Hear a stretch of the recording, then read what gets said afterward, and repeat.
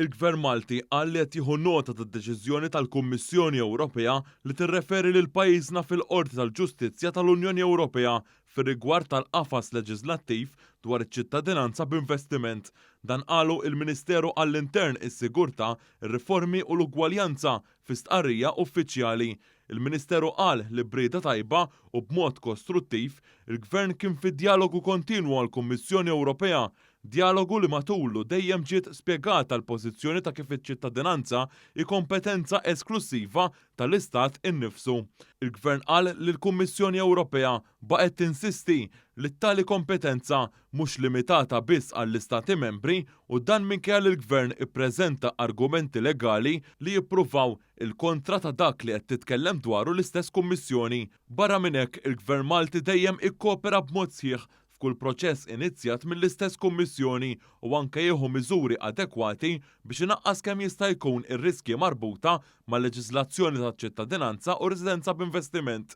L-istqarrija qalet f'dan is-sens il-Gvern Malti jemmen li mhux qed jikser il-prinċipju tal-kooperazzjoni lejali u li dan il-qafas leġislattiv ta' ċittadinanza b'investiment jirrispekkja b'mod sħiħ il-proviżjonijiet fit-Trattat dwar il-funzjonament tal-Unjoni Ewropea.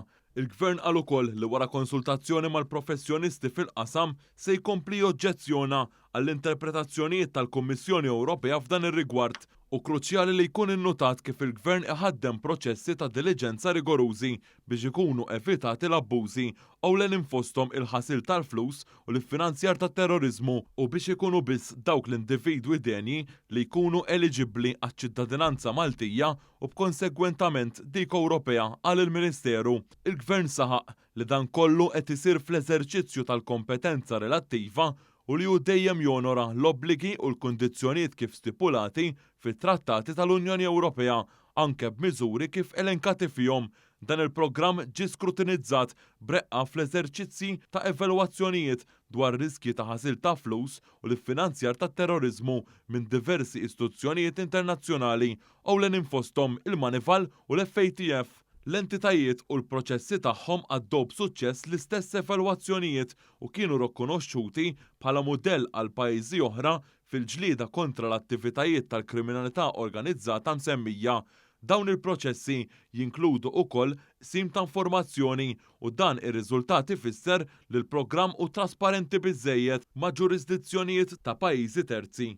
Dan il-proċess kollu se jipprovdi l-opportunità lill Gvern Malti biex ikompli isaħħaħ l-argumenti tiegħu kif ukoll li jirribatti l-interpretazzjonijiet li tqajmu dwar l-interpretazzjonijiet ta' trattati filwaqt li jħalli l-materja għad-deċiżjoni finali tal-Qorti tal-Ġustizzja tal-Unjoni Ewropea.